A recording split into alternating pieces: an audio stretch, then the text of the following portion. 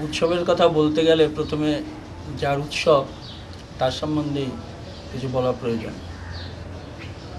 আমরা উৎসব করছি আমাদের পরমারাধ্য শ্রী শ্রী গুরুদেব ডক্টর শ্রীমান মহানামব্রত ব্রহ্মচারীজি মহারাজের। তিনি ছিলেন একাধারে সাধক, আবল্য ব্রহ্মচারী, দার্শনিক, কবি, সাহিত্যিক। কোনো বিশেষণেই তাকে ভূষিত করা যায় না। তার জন্ম ছিল বাংলাদেশের বরিশাল জেলার খোলসাকোটা গ্রামে।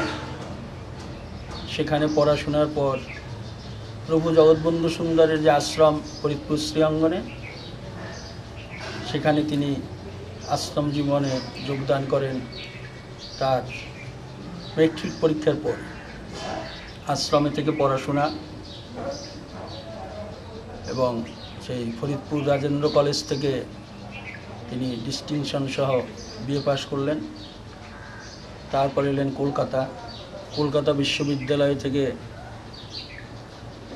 সংস্কৃতে ফার্স্ট ক্লাস স্বর্ণপদক পান।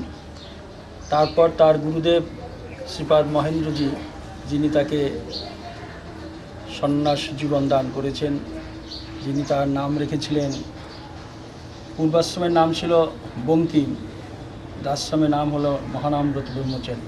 তারই নির্দেশে তিনি আবার দ্বিতীয়বার দর্শনে এমএ পরীক্ষা দেন।